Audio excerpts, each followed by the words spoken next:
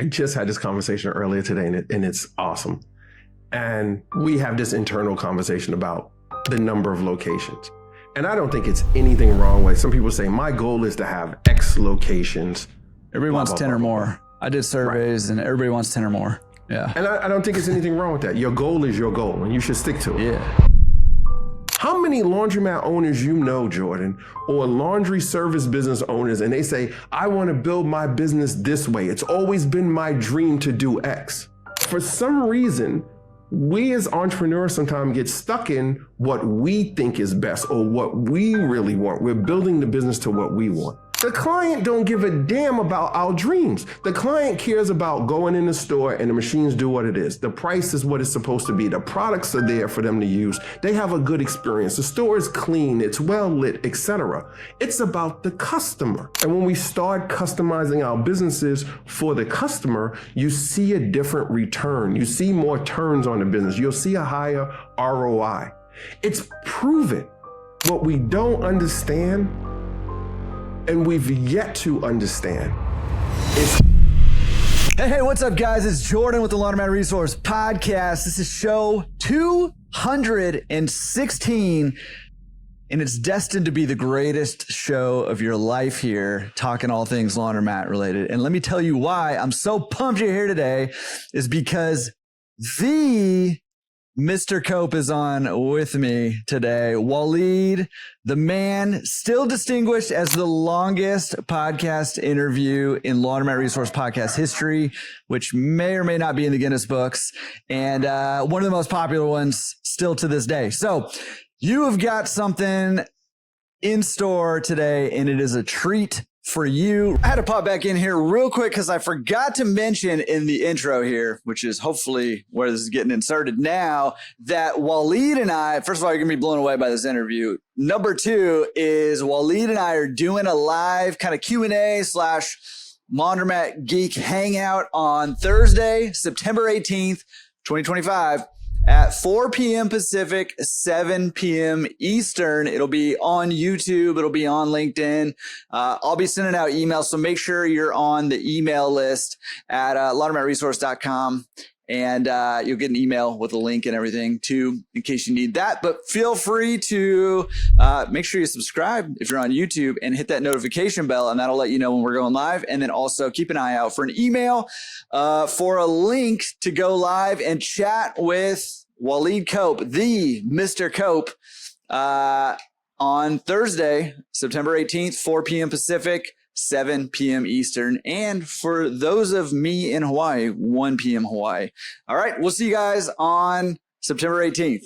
Come join us. It's going to be a good time and worth your while for sure. Real quick before we jump in with Waleed, I want one quick announcement that actually has to do with Waleed. This is not sponsored. This is just something I'm excited about. Is Waleed is putting on the Laundry CEO Forum. It's happening in October in Dallas, and you got to be there. Make sure you check out laundryceo.com to do that. You got to be there. I've said it before. I'll say it again.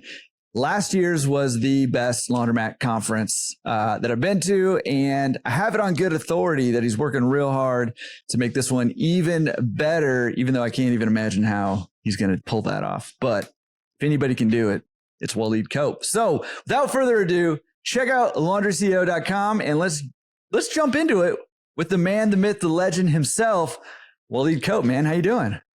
Doing great, Jordan. I don't know how I'm going to follow that great intro you just did, but thank you.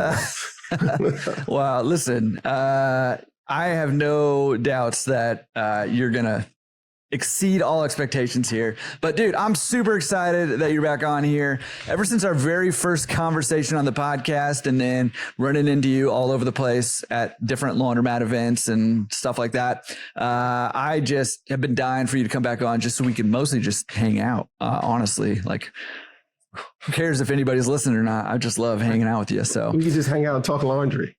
That's right. That's right. If anybody wants to listen in, feel free. But if not, I will have a great time either way.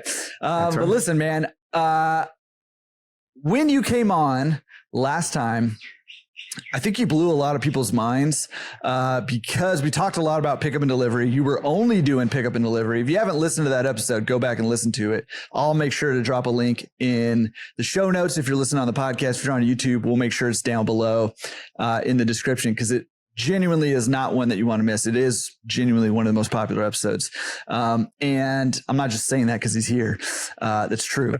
But we dove deep into. We did talk for a long time. It was, but it didn't feel long. You know what I mean? Didn't feel long. Yeah. It's like 2 hours. I think it was like 2.5. Yeah, it was great. It was great, man. It barely felt like 2 hours and 15 minutes to me. So, no, but we talked a lot about pickup and delivery in that one. And I think you blew people's minds in the way you approach the business in pickup and delivery. And genuinely, I think that was one of the episodes that started a big push for a lot of people in this industry, in not just implementing pickup and delivery in their businesses, but also in the level of service and the level of detail that you're putting in. I think it really elevated that for a lot of people. So first of all, thank you for coming on and sharing all that stuff. However, things have changed in some ways. I mean, you're still doing the pickup and delivery. You're still crushing it over at the soapbox. I just got more gray hair. That's the only thing that. Yeah, me too. My kids tell me all the time, you got gray hair in your beard. I'm like, I know, man. You gave it to me. That's what I tell them. You gave it to me. Blame it on the kids. That's right.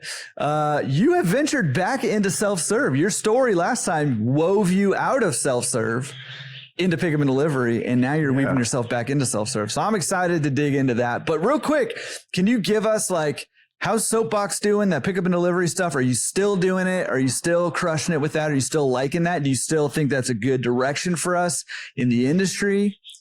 Enlighten us. Yeah. So listen, it's been, you bring up a good point now that I think about it. You mentioned self-service. I've probably been out of self-service for like 8 years now, give or take. So it's been a good break. But one of the things I missed the most about self-service was the community, like interacting with people in the store. People, good, bad, or indifferent, people complain. But when you're in that store, you build this bond and relationship with the clients. And it just has a totally different feel. With pickup and delivery, it's all, some customers I never talk to, I never see. I just see a name on the screen and, how many orders they made.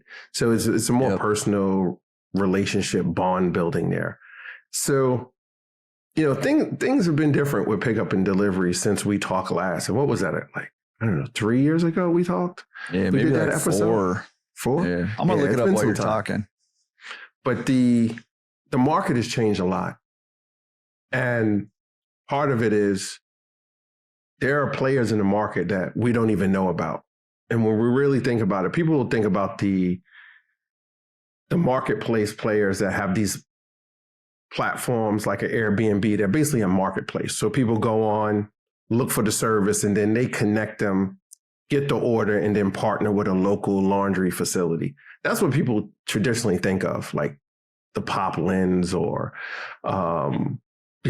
Rent, et cetera. But no, we're really seeing more and more players who come in who are totally independent, like almost like the ghost kitchen restaurant model, where they're in their own car, driving around, picking up laundry. They do it at their house or they do it at a local laundromat, et cetera. And I believe that's changed the dynamics of the market a lot. And I still believe in pickup and delivery. I believe there is a big opportunity in it.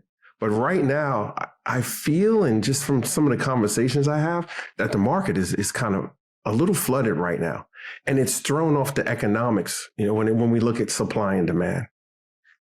Yeah, that's interesting because that is for sure true, right? Like there's big money trying to come in and sort of utilize, people, the Uber for laundry model, the Poplins and the Rinses and, that kind of stuff, which is really interesting model. I'm not sure of the long-term viability of it, but we'll see, I guess.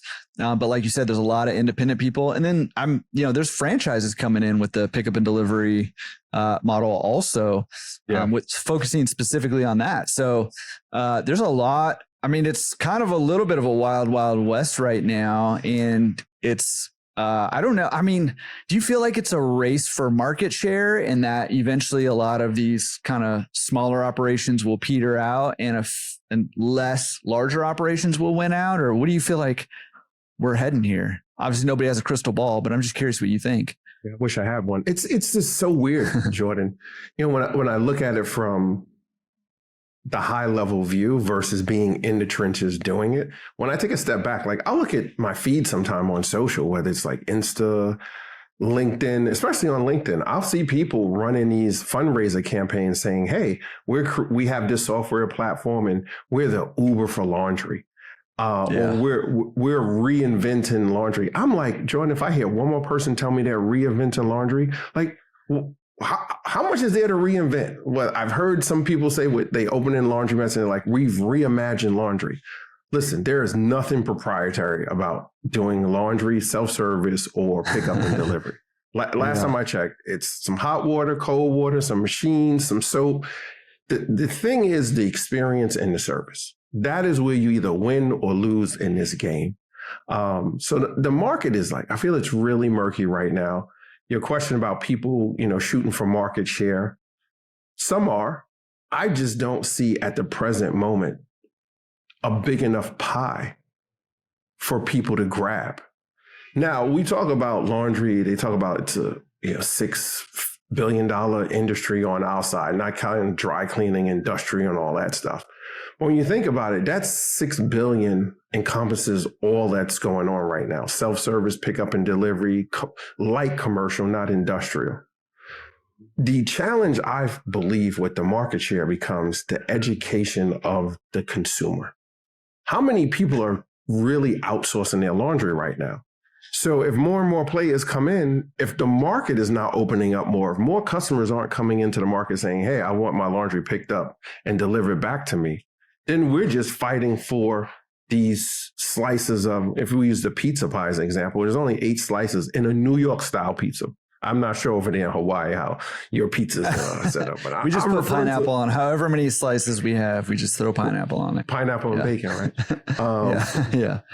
To each his own. But a New York style pie has 8 slices in it.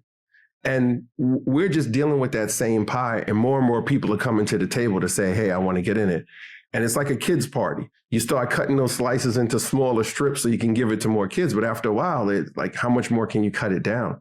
So until we see more customers coming into the market who are outsourcing their laundry, it's going to be a constant battle.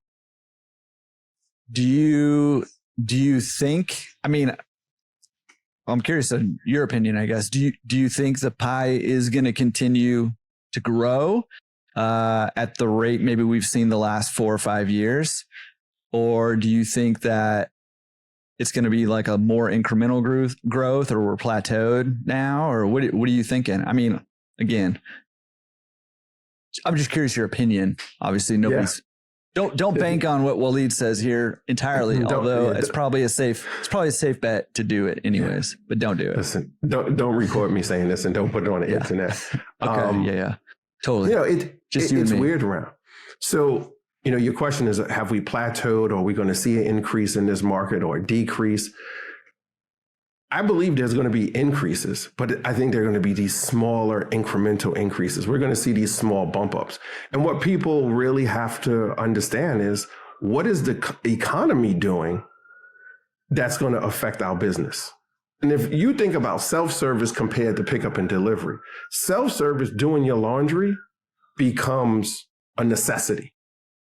Mm-hmm. Sending it out for pickup and delivery, that's almost like a luxury. You think about somebody walking into a laundromat and doing their clothes versus I'm just going to hit a button and pay a premium for somebody to come get it. It's kind of a luxury. People will cut that out first to save money when times are rough and just go do it themselves in the laundry room in their building or the local laundromat when we think about it. And that's one of the things we've been trying to wrap our heads around, which is why we decided to bring in an economist at our event this year, the forum, to talk about, where do you see, there's like a lot of talk of this vanishing middle class and then how it's affecting the lower economic class with finances, what the economy is doing. And we don't hear a lot of conversation about that. And our customer base for self-service is that working class. And if they're being affected hard in the economy, that's going to translate back to us. I don't care how much people talk about laundry is a recession-proof business, et cetera. I'll be the first to say it's not recession-proof.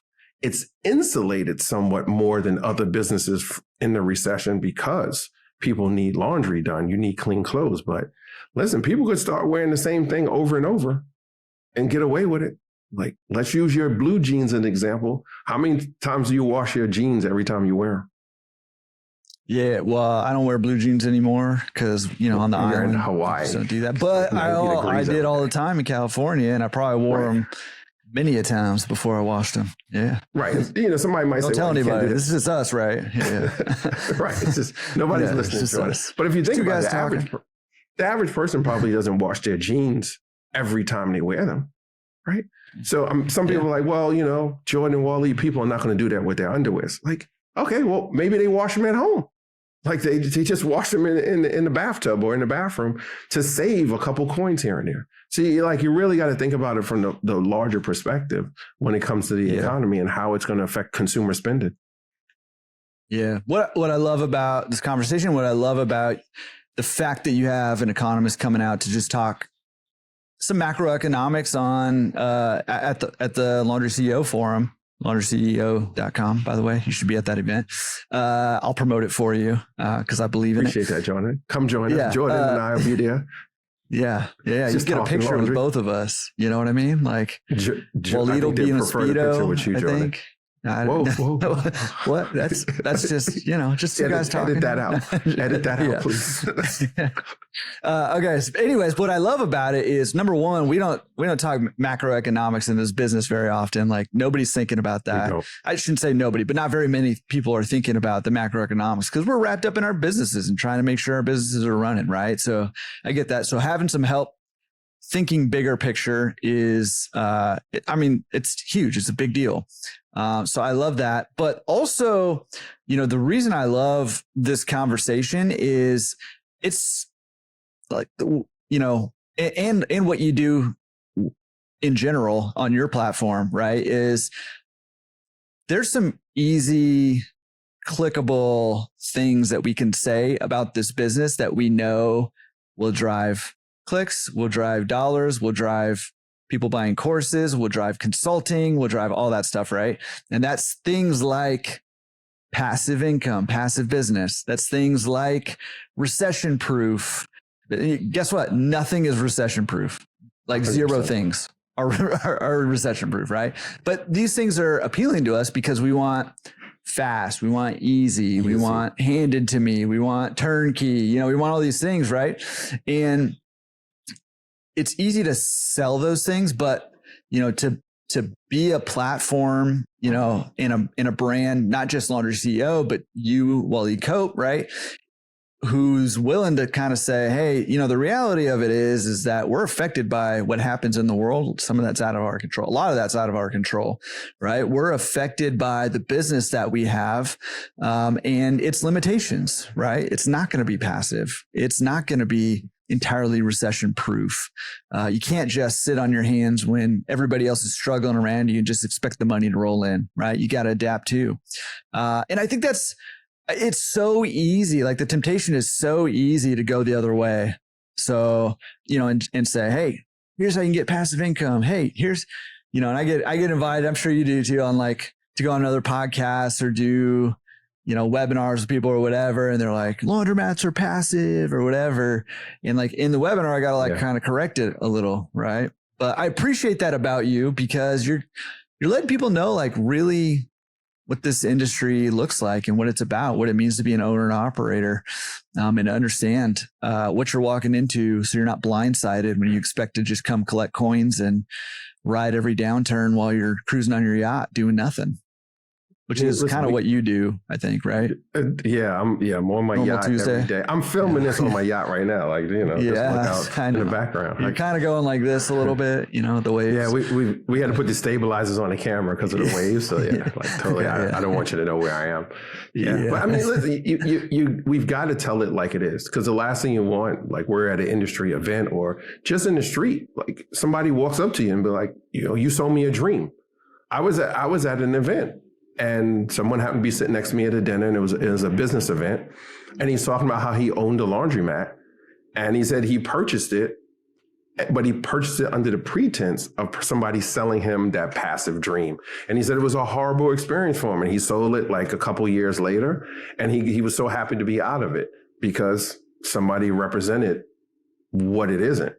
And if we don't tell the truth, like, and then too, like, I got to sleep at night, Jordan. Like, I'm not trying to sell somebody on a dream. I make money on laundry. The stuff we do, on our platform, like with the forum or, our newsletter, Wash Weekly, that's extra. We do that to share our experiences, the successes we've had. And I want to see other people win. Like, honestly, otherwise, why even share it? Like, we can just keep it to ourselves and do it. And it just brings us all, it brings us all closer together. And it just gives us even more to talk about. When people walk up to me, like when we talked years ago, and I mentioned on the podcast how we do sock straps. We wrapped the socks and we talked about presentation and really wowing the client and that whole experience. And then people started DMing me and sending me pictures of them, like, how do you do the sock straps? How this? And then people showing me pictures of how they're doing it and posting it on their social media. And I was like, that was awesome. Like something as small as that, and people tell me how big of an impact. I just had somebody at Clean Show walk up to me and tell me, yeah, we're using them too. We just started it. Like our customers love them.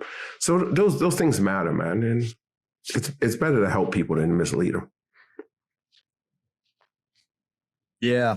Well, and quick little side note. This episode is coming out 4 years and 1 day after your last interview. Episode 69, by the way, is when it comes out. So go check that one. 4 years and 1 day. Look at that, man. Like we could have graduated from college in the time between these two interviews. So we gotta do things together more often. 100%. Yeah. Okay.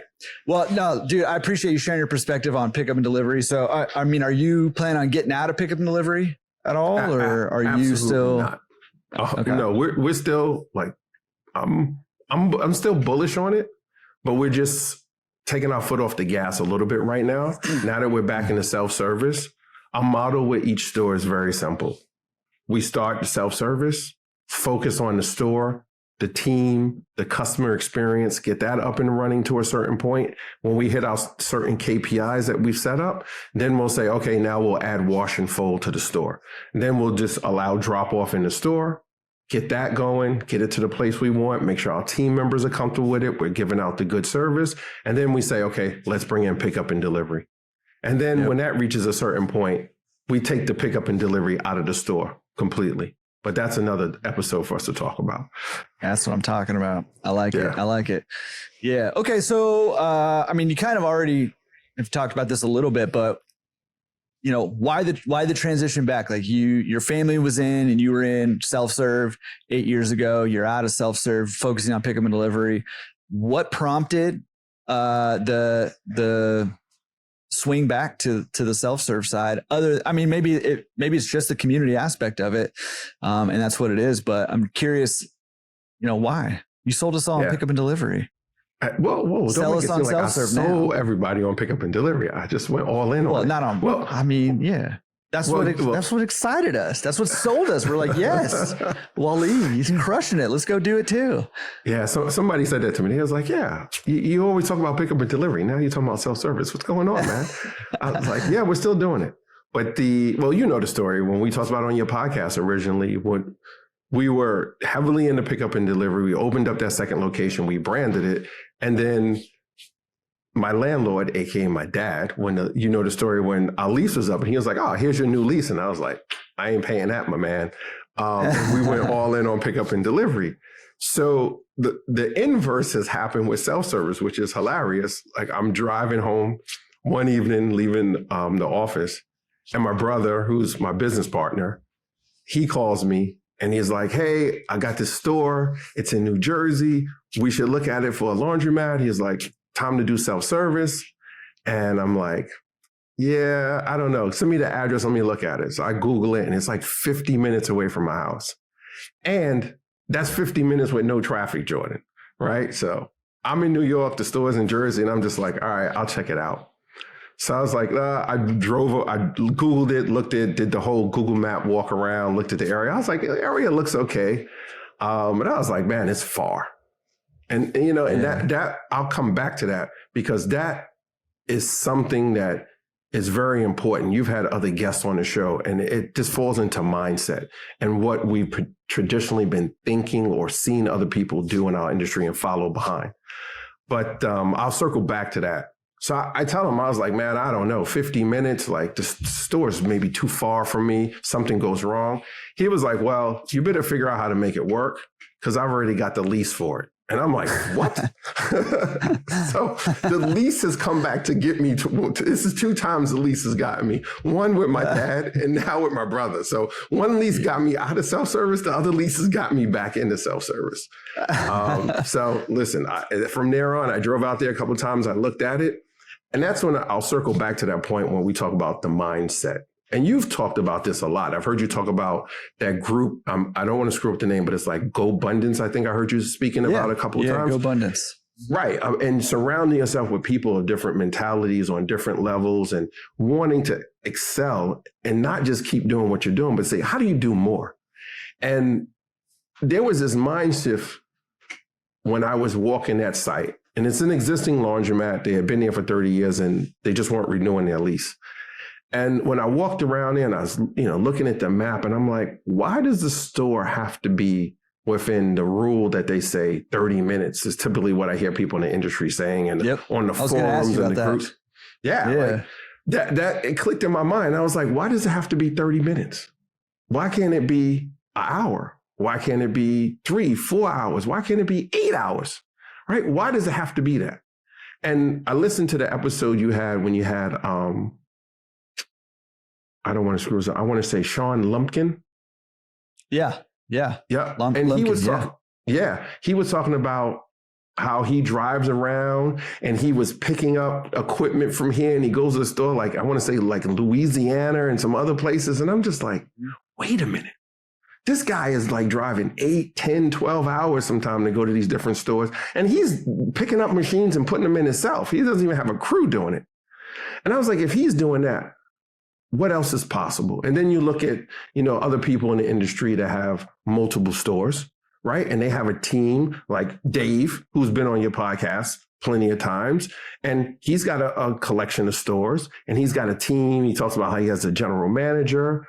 There's the Willifords, who have numerous stores. There's John Schimmel, who's got, 21 plus stores now in 5 years. That guy's he's buying them every day. Yeah. So I don't know what he's up to now.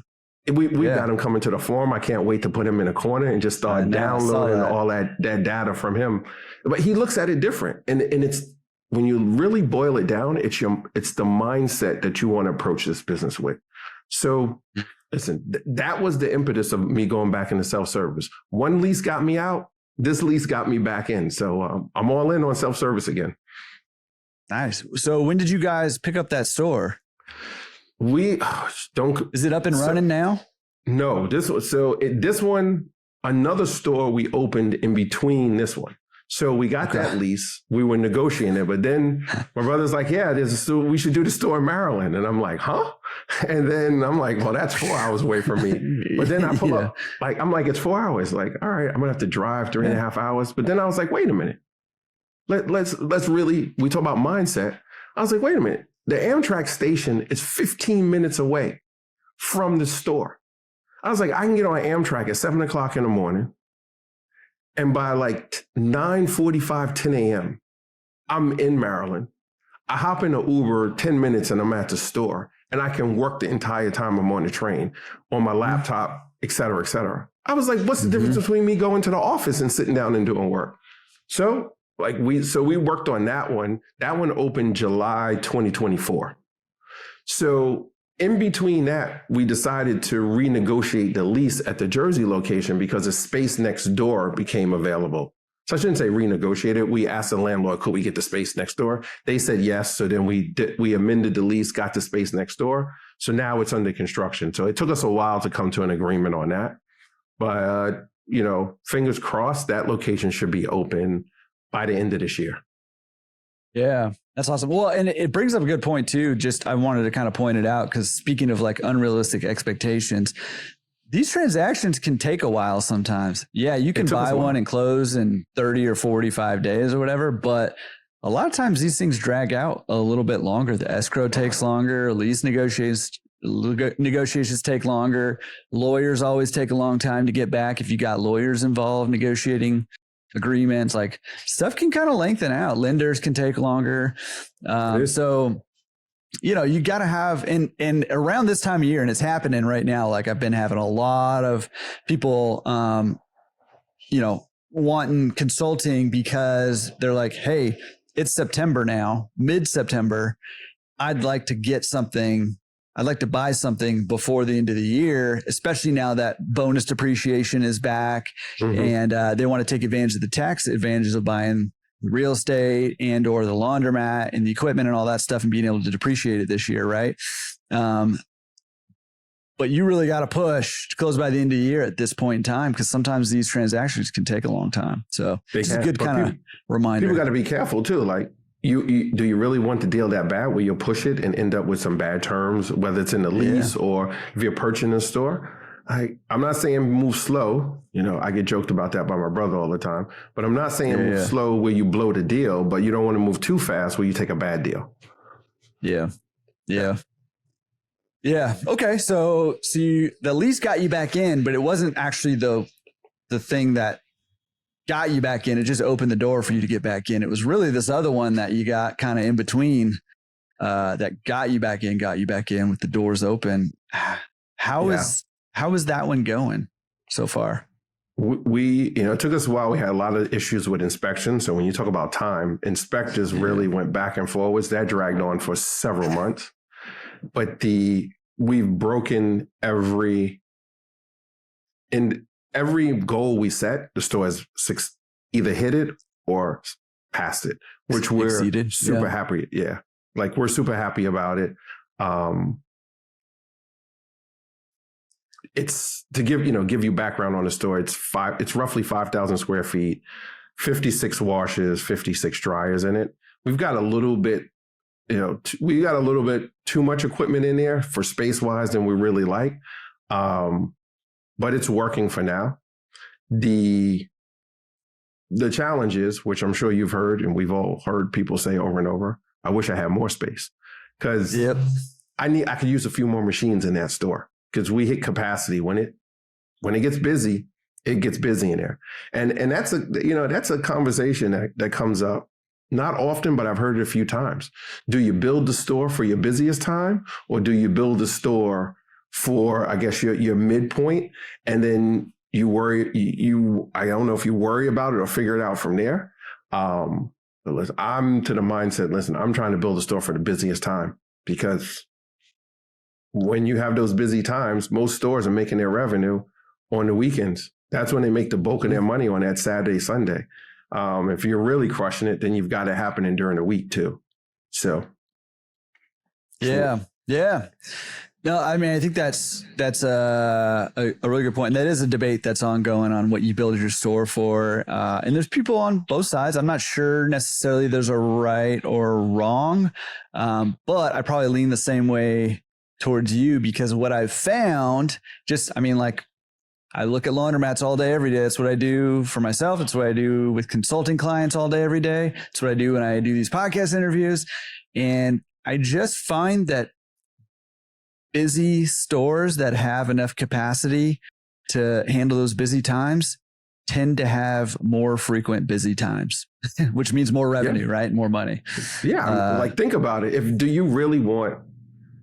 If I built the store for like my let's say the middle point of the store when it comes to being busy versus my peak time, and customers clients, I should say, come in, and then they got to wait, or they're like, you know what, never mind, they leave. What's the chance they're going to come back? Versus I build for the busier time, and their wait time would be shorter. Maybe it's a 5-minute, 10-minute wait, versus if I've got less equipment because I built down for that time frame. And now people got to wait 20 minutes or 30 minutes to get into machines they want. So Yeah, I lean towards what you said. I'm willing to bill for the busier time. I know it's more money. You got more equipment. You're going to have a higher note, et cetera, et cetera. But I want to satisfy that client. And listen, throughput is really important for us. I can't speak about other people. And that's another thing that's really not talked about much, but it plays a big role. Well, why don't you explain what you mean by throughput? Because I think it is hugely important, and it's not talked about. We've maybe hit it once or twice on the podcast, but I think it's a underserved topic, and especially, you since day one, since I've met you, well, probably way before that even, but in my life since I've met you, customer service has been number one, right? And that is proving to be a super smart train to hitch your wagon to in this industry. And it was honestly it was pretty counterintuitive, at least, early on in the podcast here, it was pretty counterintuitive. There weren't a lot of people talking about customer service and going above and beyond and paying attention to these details at that point in time. But now we're starting to see bigger names kind of come in, bigger money coming in. We've got Tide, we've got, all these franchises. We've got PE trying to roll up stores right now with various degrees of success. And that customer service is only going to get more and more important as we go forward here. And you have been on it day one. Yeah. Well, I appreciate that. We're okay at it. We've got plenty of room to improve. There's always room for improvement in it.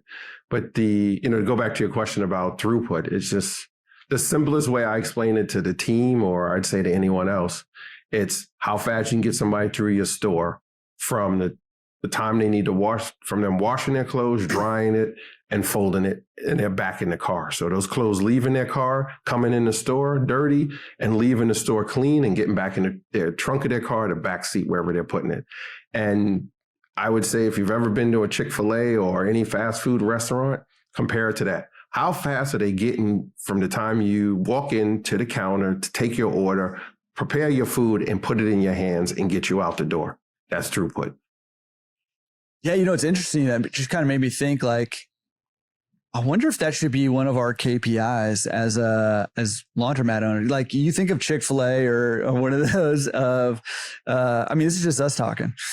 But they literally have counters, clocks above the windows, right? And they track how long somebody stays in the drive-through and how long they can, how quickly they can kind of get them out, but still maintain a high quality service, high level of service there. So that's interesting. It's a conversation I was having with a owner actually earlier today. And we were talking about the numbers of the store, which, I find so interesting in our industry and it's slowly changing, and I hope it changes faster. Because when I look at other businesses that we're in and the other industries, the conversations we have around business are far more open than the conversations we have in laundry. And I think it's still some of that mentality of, I don't want to share too much because then somebody will open a store in my area or you're going to be my competitor. I still can't wrap my head around it, because if somebody want to open, I'm in New York City right now. Yeah. If somebody wants to, there are stores across the street from each other here in New York, not too far from our office, literally went from where I'm sitting now. I can point down the block. Actually, no, it's right here at this corner. There's one laundromat here, a fairly newish one, a couple years old, maybe 3,800 square feet, give or take. Right down the block from them, there's two more laundromats across the street from each other. So it's three laundromats within a block and a half of each other right here. If somebody wants to open one, they're going to do it, regardless of, whatever I say or don't say. So, I just hope we get better with that in conversations, to share that business knowledge, to expand our knowledge base as an owner operator. And then those who are either coming into the industry or growing with us. You're in California. You're in Hawaii now, but somebody can be in Jersey, even though we're in Jersey now, but you could be on the other side of the county. That doesn't make them my direct competition. I just will never understand that, but I say all that to say, when the two of us were talking about that, and we were talking about throughput, and we were talking about turns per day, which I'm not a huge fan of, but we'll use that because that's the industry measurement for a store. That needs to change too, but keep doing And, we were talking about turns per day and he was asking us, and I was like, listen, the throughput is super important. It's how we got to 10 plus turns a day. And, we were diving into that and talking about it. I was like, the customer service and throughput is super important. And I've had a couple other people ask me since we got back into self-service, how are we doing that? What does it look like? And I've gotten to the point now, I'm just packaging it all up and putting it in my presentation at the forum and just open up, talk about how we do it and the approach we take. But the throughput and customer service go hand in hand, which directly affects the turns. And we've seen it at our store where we tracked it over time. Every time we introduced something new or we worked with the clients this way when they were coming in the store, helping them carry their bags or whatever those little things we kept doing, I noticed the turns kept going up. And obviously the turns were going up. The dollars were going up along with it, which is clearly what we want. Yeah. So I need to stop talking to you for a second. So just, days off or whatever. Like my wife does when I'm trying to talk to her. She's like, no, she's not saying anything important. So, I need to talk to you who's listening or watching this for a second. I don't know if you caught that. He kind of casually mentioned that he's packaging that throughput framework that he's using and presenting it at the forums. Like, I am always of the mindset, like I've had people, lots of people, email me, and say, hey, I'm thinking about going to this laundry CEO forum. And by the way, let me just mention, like, I'm not getting paid to promote this or any, like, this is my genuine thoughts. I've got no checks to write you, Jordan. Yeah. So I just wanted to say that because what I'm going to say is I get people who ask me, like, should I go to this thing? Is it worth it or is it not worth it? And, different people feel different ways about, how 100%. Much it costs to go. I get it. I don't. Okay. And here's why. You can say that. That's fine. I don't get it because here's my thought. Here's how I think about it is what Waleed just said he was going to package up and present at the forum is going to be worth 5 times whatever the ticket costs and the travel costs and whatever it is to get there. It's going to be worth 5 times that, like, guaranteed. I'll guarantee it for you here. And that's just one thing that's happening at the forum, right? So if you can't figure out a way to improve your business and in order to recoup your money for an event like this, you just have to improve your business by just this, like, it's very small improvement here. If you can't figure out a way, that's not on the event or the presenters, or that's on you, right? For not being able to do that. And I think that's another thing we need to, like, adjust in this industry is, our mindset around some of this stuff. Now, I know there's people selling all kinds of stuff out there now, and a lot of people who nobody's ever heard of are selling courses and stuff like that. So you do need to be discerning about what you're buying. But listen, if you're serious about this business, if you're really trying to grow your business, you've got to invest in yourself, number one, and invest in your business, number two. And I can't think of better ways than to get in a room with a bunch of people who are thinking about the same things that you're thinking about deeply, who are sharing different ideas, where only one idea or one new introduction to somebody new can change your life. Like, it can change your life.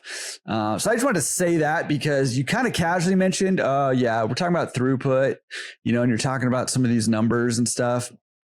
And I'm like, whoa, dude, that was not a casual thing that you're going to be dropping. That was like a legit thing. So I just wanted to pause and say that because that's a big deal, man. That sounds awesome. I appreciate it. Yeah. I didn't plan it at first. And two, listen, this event is not about me. It's about the people in the community, and which is why we did it. Like, one of the emphasis for it is I just love hanging out with people in laundry. And we do have some events throughout the year. A lot more of them are like local, like distributor shows, but we do have some of the major ones. Clean Show, CLA does Excellence, and Wash Dry Fold. But I was just like, what else can we do? And then what kind of event could we have where we're talking about the business of laundry, where there are other events that are very, like, micro, which is excellent. Like Wash Dry Fold I think is awesome. I've gone every year. We're talking about the business of Wash Dry Fold, from packaging, folding, all those different things get covered in those different sessions. But then there's like, all right, you mentioned earlier plateau. If I'm been in this business for a while and I kind of feel like I reached a plateau, what's next in the business? Where do I go for those kind of conversations to talk about it? So we just wanted to create that platform around that. And I didn't plan on doing the presentation at first. People asked me, it came up, I posted something on social about it. And then I was like, you know what? Again, my brother calls me and is like, you need to talk about, what we're doing and share that to the community. And I'm just like, yeah, all right. So we put it together. Listen, I just want people to see, understand, use it to the best of their knowledge. And you said it earlier, if somebody can get 1 or 2 nuggets from this event, go plug it into their business directly and then see that improvement on the top line as well as the bottom line, then, it's a win for everybody. Yeah. Okay. One thing I want to go back to that you were also talking about, because I wanted to kind of one up you a little bit on, you were saying you're hoping we get better at sharing data and stuff, and not really understanding that, like, oh, somebody's going to come build a laundromat across the street from me and compete with me if I share my numbers mentality. I agree with that, but I want to one up it because I not only am hoping that we do that, I think we have to do that in some form. It doesn't necessarily have to be in conversational form, but I think that we have got to start sharing ideas, numbers, data, at least in a broad sense. We've got to start sharing that stuff with each other, because there's other people who do have that data, and I won't make this like a laundromat political here, but there are certain companies who have wielded that data for evil against independent owner operators, right? That's way more of a threat than Waleed saying, hey, here's how much money my laundromat's making, and some random Joe Schmo coming and saying, oh, I'm going to put a laundromat across the street then. Like, sharing that with each other is only going to help all of us do better, right? Setting benchmarks for each other, and so that we can say, hey, I didn't really realize it, but my store is underperforming in wash and fold in terms of revenue for my size store in this region, or my store is underperforming in its net based on the gross, or my utilities are actually really high compared to other laundromats doing similar business we've got to start sharing that data in one form or another in order to help each other, but also in order to be able to compete with this big money that's coming in. You got to believe they're not coming in here willy-nilly. They're coming in here to get the data and to build businesses with the express purpose of outperforming our businesses, right? That's what their goal is to do. And in order for us to, as independent owner operators, compete, I not only hope we start sharing some of this stuff more, and I do think we have moved, closer to that direction, but I think we have to start doing it more. That's my hot take, strong take on that. I mean, listen, you definitely one up me on that one. The point you bring up is the most critical point when it comes to the data. How do you know that you're getting quoted decent on your insurance? How do you know your workers' comp, your utilities, et cetera? If I don't have something to measure it to, how do I know I'm getting a fair number? You get a quote from a distributor. If you don't go get other quotes, we do it in every other industry but this industry. If you're remodeling your house, you go get a bunch of quotes from different contractors. You can go to Home Depot, Lowe's, or wherever, and you can look at the material and say, how much does this material cost? If we don't share that data to a certain degree, as you said, how do we have benchmarks? How do we know when we're getting overcharged, or we got a really good deal, or it's on par? That, without the data, you've got nothing. And only certain parties have the data right now. And more people talking about, switching to card systems in their store. I got a card system. No problem. But again, who has the data? That data is not being shared amongst all the owners, operators, managers, whatever term we might put on ourselves, of those card-owned stores. Imagine if you had access to that data just in a cleaned perspective to say, in this region, this is what we see. Almost like the CLA does when they send out that survey and then they share that data from the survey. Imagine being able to look at that and saying, wow, in this area, these are the typical VIN prices, or these are the typical turns, et cetera. And we can't just look at it from a national, because our market, our industry, our business is so fragmented. It's local, it's community based. Like, you need to see the micro data for that to really drill down and make a decision. Yeah. Yeah. And the capabilities there, that's what's frustrating, I think, for me, is like, we have the capability, like, obviously we've got a lot of like coin stores still around, and it's harder to get data on the coin stores. Not impossible, but it's harder to get data. Right. But there's a whole lot of digital payment options now that we could collect that data and compile it. And, the tools that are available to us now to be able to not only collect the data, but also to figure out how to look at that data in helpful ways for our businesses are readily available and super cheap, right? Like, other industries are doing it all the time. Yeah. And it's really frustrating that we don't have that capability. Now, I know we have started way behind the 8 ball in that, from other industries in a lot of ways. And it is encouraging, like, how much technology is coming into our industry right now.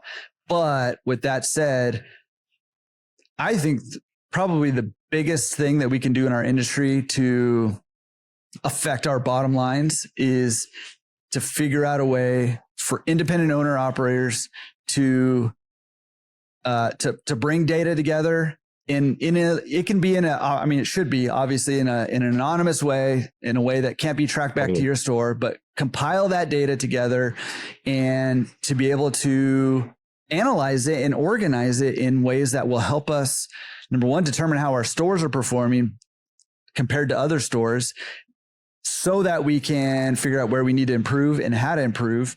And number two, so that we can analyze our own stores and figure out how to improve our own stores based on our own stores' data and our customer patterns and habits and, all those things. So big room for growth there. And hopefully that'll be coming in the near future. We've got the capability. We have all the information that we need, and we're getting more of it all the time. So somebody's got to put it together. Absolutely. Yeah. Okay. Rant over. Sorry. Listen, you had to get it out. It's okay. I had to get it out. Dude, this has been so good. I appreciate you kind of running through and talking through pickup and delivery. Cause I do think, at least on the podcast here, you're most known for pickup and delivery, I think probably in general. So it was good to hear your thoughts on pickup and delivery. And now that you're kind of merging back into self-serve, out of curiosity, do you have like aspirations to go get more self-serve laundries? Or are you just kind of taking it as it goes? Yeah. So, I just had this conversation earlier today, and it's awesome. And we have this internal conversation about the number of locations. And I don't think it's anything wrong with, some people say, my goal is to have X locations. Everybody wants 10 or more. I did surveys and everybody wants 10 or more. Yeah. And I don't think it's anything wrong with that. Your goal is your goal and you should stick to it. Yeah. When we think back to, we were talking about mindset earlier. And then we have to look at the markets, because you could be in a market where a laundromat, probably averages, let's back out of this a little bit. They say it's about a $5-6 billion industry, the laundry side of it, not counting dry cleaning. So let's say it's $5 billion. They estimate it's about 29,000 laundromats out there. Mm-hmm. We do the math on that. That's $172,413 gross per laundromat in the US. Mm-hmm. Gross. Oh, yeah. Now, if we get generous and give them like a 27-30% profit margin on that 172, it's like $42,000 a year, roughly like $900 something a week in profit. Now, everybody's different. And we're talking about it for stores fully staffed, et cetera, et cetera. Some people want to work in their business. They buy it and that becomes their job, and there's nothing wrong with it. But we took a step back and looked at all these different angles to say, getting back into self-service, what is the real goal? Like, what do we want to accomplish? And if this is the goal, what markets are we going to be in? And then how do those markets affect that goal? And then what steps do we need to take? So if you look at like John's got 21 plus stores, but he's in like South Dakota, I think, and like North. He's in like 2 or 3 different states. It's a different socioeconomic group there, right? So your gross is going to be different. But if we're looking at the industry standard as the whole, that's 172,000 roughly. That case, I got to get a lot of stores to meet whatever financial goal I want to have.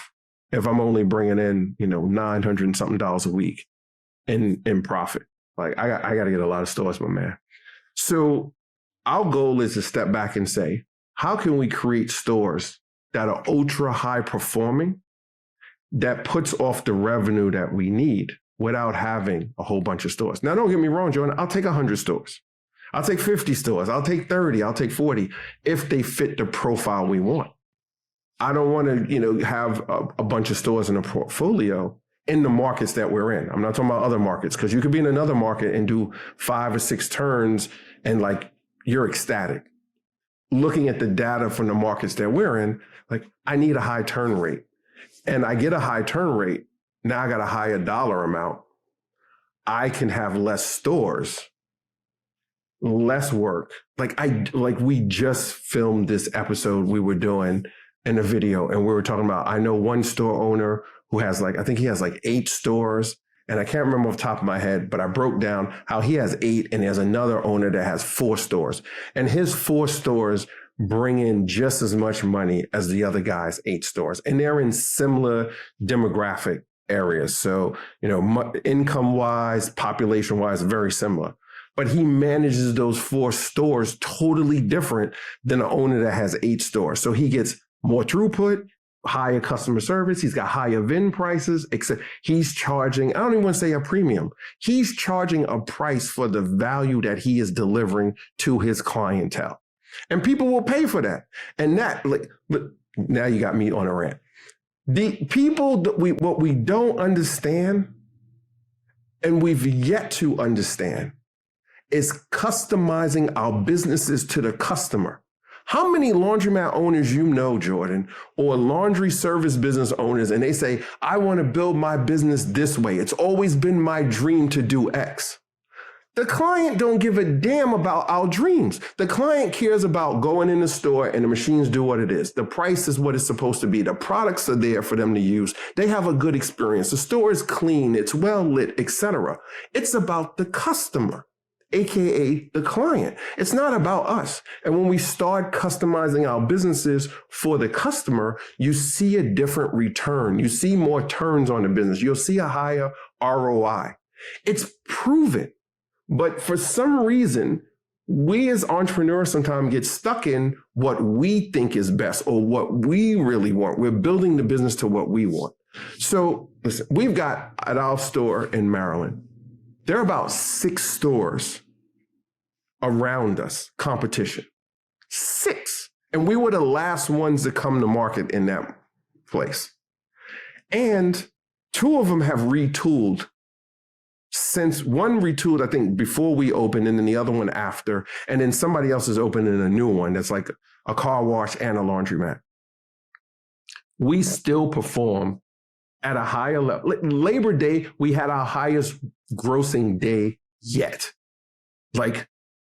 I so just want to put our numbers on the screen right now so people can understand the importance of treating the client the way they want to be treated. And I'm not saying, and somebody out there is going to be putting in the comments or saying, yelling at the screen, what about those clients that come in and they ask for the world, the customer's always right, et cetera, et cetera. We're not talking about those. Those are the outliers. We're talking about the people who visit your locations on a regular basis, every other week or every week. Your loyal, your super consumers that we talk about. Those are the ones that I'm talking about. Are you building an experience for them? Because that's where your revenue is coming from. How many of us are really, we can talk about card system or electronic payment. How many of us are really tracking the data that we have in our stores?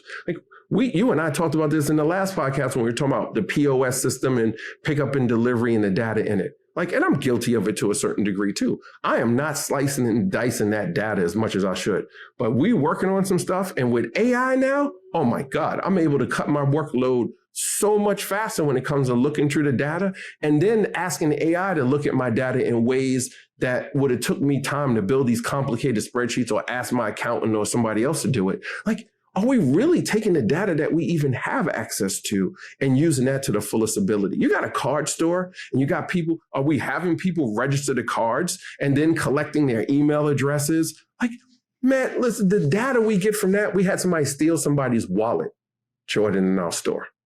We pull up the CCTV cameras, I look, and I'm like, the guy dropped his wallet on the couch. The lady came, looked around, picked it up, and walked out. Right away, I saw her coming from the value add center because we have putting money on her card. As soon as I saw her do that, I was like, I hope she has this card registered and I can figure out who she is. I went back, looked at the transactions, pulled that data. She had her email address and her phone number. We called her from the store and was like, can you bring us the wallet back? She panicked on the phone, drove immediately back to the store and brought the wallet. We give it to the customer. He's ecstatic. Like, and that's just a small way of using the data. Like we were fighting crime in that, and in that sense. Yeah, but kind of a superhero. Right. But I mean, like that data became super useful. And not to knock quarters, because we had quarters for years in our store. If I'd have had quarters in the store, we would have never been able to do that and track that lady down and get his wallet back. But the expression on that client's face when we handed him his wallet, he was over the top. He's never going anywhere else. Like he's a client for life in our laundromat because, and that goes back to what we talked about earlier, the experience.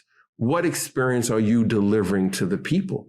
It's super important. And because of that, we're able to outpace those whatever it is, 6-5 laundromats that are on the strip that our competitors, and we came to market last. Like literally, Jordan, Saturday, Sunday, and I believe, what's our other busy day? Thursday. We literally have people lined up waiting to use machines. Literally lined up. And like we asked them, like, why do you stay? Why do you not go anywhere else? They said, because of the way you treat us. The place is nice. It's clean. That's another conversation for us to have. This whole laundromat is clean and it's bright. Like that should be the standard. That's the basics. Why are we not doing that on it? Like we're bragging about that. Don't, whatever. We can talk about that another time. But like that experience means a lot to people. And that experience allows you to do more things in your community and allows you to become that dominant player in your market. And if somebody wants to open up across the street for you, God bless them. The question is, will they out customer service you? Because I know our competitors aren't. And maybe they'll watch this episode and be like, challenge, game on, whatever, challenge accepted, and they start doing it. Well, if they raise the level, so be it. I'll figure out another way to raise the level at our store and do it even more. But those things matter more and we don't talk about it. You talked about that it's becoming more and more of a conversation, but it should be. And we've had this stereotype of the communities that stores are in. We've heard it over and over. Laundromats, low-income neighborhoods, blah, blah, blah, blah, blah. Like, let's be clear. People in low-income neighborhoods spend a lot of freaking money on stuff. Like, if you look at retail studies, look at the breakdown of their consumer base and who's spending the money. And there's a lot of dollars that come out of those neighborhoods into those businesses. And let's be absolutely clear. I don't care if someone makes $1 million a year or someone makes $14,000 a year. They deserve to be treated like anyone else. There's that saying, treat the janitor like you treat the CEO. That's the difference between, and all things being equal now, like we're not talking about a crappy location. That's the biggest difference between a winning laundromat and ones that are sucking air trying to survive. How are they treating the people that come in there and spend their money, no matter what their income level is or what socioeconomic group they belong to? And I'm going to shut up now. That was just a masterclass. You know what I mean? Like that. Like we've been conditioned, man. Like, yes. I hear owners, it is so frustrating to me. I was in an owner's store, Jordan, and the lady comes up and asks him, an older lady, clothes in the dryer. He is clearly annoyed that she has asked him a question about the dryer and like how to work it and adjust the temperature so it gets hot. And I'm looking at him like, bro, she's spending money in your store and you're bothered by the fact that she's spending money? I would be hugging this lady. I'm ecstatic. Like, I get it. You're entrepreneurs. We have businesses and things drive us crazy. But at the end of the day, if you can't separate that, your world, your frustrations from serving the client well, like that's the difference between an A player in this game and a B and C player. Because even when you're having a crappy day, you walk in your store and you still give people excellent service. You still make them feel like they're your only client. They're your number one client, even though there's 50 people in your store doing laundry at that time. That's the difference. I have a crappy day. I walk in the store. As much as I'm annoyed, it has zero to do with the people spending money. And I look at them and I'll say, you know what? I'm so happy you're here. Every time I see somebody put a card at the machine or I see money or a tap at that VAC, I'm happy. Freak it. Dude. So do you feel strongly about anything at all? Or I just feel a little passionate about how we treat our clients in this business. Just a little. I mean, it's such a big deal, right? Like I said, like you have hitched your wagon to that train since I've known you and probably before that. And it turns out to be the wagon, right? Or train, whatever you're hitching it to. Turns out to be the right thing to hitch your wagon to. Yeah. It's so important. Like I can't wait to peel back the playbook in October when people come. Like, I'm going to put everything out there because I really want people who are really diehard into this business and understand, like, when you put that effort in, you will reap the rewards. Like, it's so important.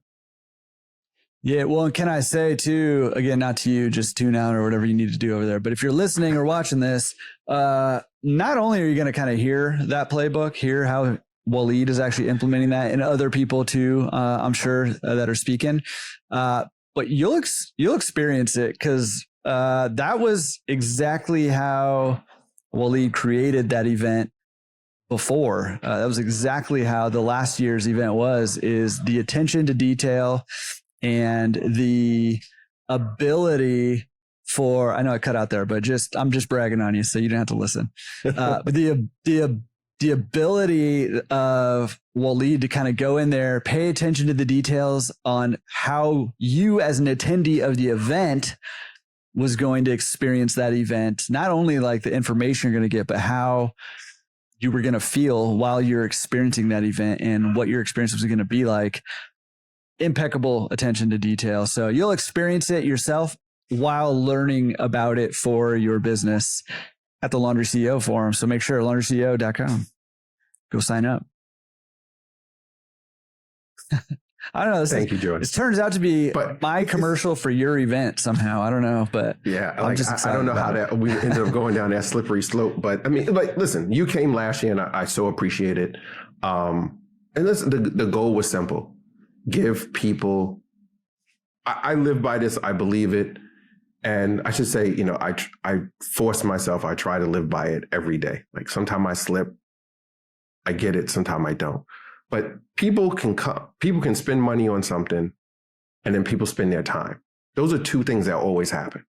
I can refund you your money back, but I can't give you your time back. So it's like to the point of trying to over deliver. Like, you come in and you expect X, Y, and Z, whether it's in our store, it's at the forum, or just this podcast. Like, people are giving up their time to watch this episode right now. And if we're not delivering something that they can take away and say, yes, that's going to help me, like, we just wasted their time and we can't give it back. So it's super important for us. I agree. Yeah. 100%. All right, man. Well, listen, this has been incredible. I did not mention in the beginning, but maybe I'll go back and try to have my editor splice it in. But we're actually just going to be live talking all things laundromats. If you got questions about anything that we talked about, anything about your business, anything about the laundromat industry, you just want to kind of talk shop with us, we're doing a live, I guess I'll call it a Q&A. It doesn't necessarily have to be that. Maybe a hangout /Q&A on Thursday, September 18th, 2025, in case you're listening to this in the future. 4 p.m. Best Coast Pacific time, 7 p.m. East Coast time. And just for those of me out here in Hawaii, it's 1 o'clock Hawaii time, just in case you're out here with me. If you're in like Australia or Europe, you're going to have to do the math. Sorry. I'll try to work on that. But 4 p.m. Pacific, 7 p.m. Eastern, September 18th. We're going to be live and at it, getting after it, man. We'll be on the platforms. Just hang out, talk business, talk laundry, whatever it might be. Like just get on and have a good time and, share some wins, some roadblocks, bumps in the road, whatever it might be, losses. That's how we all get better. Just that dialogue. Yeah. Cannot wait. I get to hang out with you like twice in 1 week. That's like, I'm looking forward to it. That's pretty good. That's pretty good, man. Then a couple weeks, and then blessed to be in your presence. I know, man. This is. Listen. We might have to do, life. I don't know, depending how many people show up from Laundromat Resource Podcast, we might need to just do a little separate something at the forum just with you and the people from the Laundromat Resource community. I love that. That could be something. I love it. All right. Yeah. Well, if you're going to the Laundry CEO event, you've already signed up or you're about to sign up right now at laundryceo.com, shoot me an email and let me know that you're coming. And obviously we'll meet up and say hi kind of in passing and stuff like that. But maybe we'll throw something together. That'd be fun. Yeah. I got some ideas already, and I got a meeting right after we're shooting this with the events team. I'm going to put a bug in the area. Like that would be pretty cool if we do something like that. So email Jordan, put it in the comments, whatever it is, let Jordan know, and let's figure out who's coming from the Laundromat Resource community, and let's do something special. Yeah. Awesome. Yeah. All right. Well, I can't wait for that. Can't wait to hang out with you September 18th. That's Thursday, 4 Pacific, 7 Eastern for the Q&A. And then in Dallas, what are the dates? October 5th and 6th? 6th and 7th. It's going to be, first day is like a half a day. We've got, we're doing the Laundry Cares event in the morning, free laundry day. It's going to be awesome. Then the afternoon, we're going to I think it's roughly 20,000 square foot laundry facility. We're going to get a private tour. It's going to be bananas. That's the best way I can put it for now. And how they've incorporated a lot of technology into that. So we're going to get a behind the scenes look at that. And then we'll have a welcome reception after that. Good times. And then the next day, starting bright and early, we're gonna hit the rooms, going through the session. We got a lot of great people coming to share insights from their business and inside the industry, and then people from outside the industry, which I believe is super important. We've seen a lot of success in things that we do in our businesses, taking it from other industries and then layering it in laundry, which is why we wanted to bring some people from other industries to share their best practices and get us thinking different about how do we do this laundry business thing? I love it. Yeah, it's going to be transformative. So make sure you're there at laundryceo.com. I'll stop saying that now, maybe for a little bit after we stop recording, laundryceo.com. Waleed, man, you are the man. I appreciate you taking the time to come on. I know you're busy right now prepping for this event and getting all things ready. So really double appreciate you coming back on and sharing for an hour plus. I mean, it's a little disappointing considering we can break the record this time, Yeah, it's okay. But maybe you broke the record of best looking guest again. So even more seasoned now. You know what I mean? It's great. Yeah, it's a great hand. Thanks. Yeah. Well, I appreciate you, brother. And thank you so much. We'll see you on the 18th. Absolutely.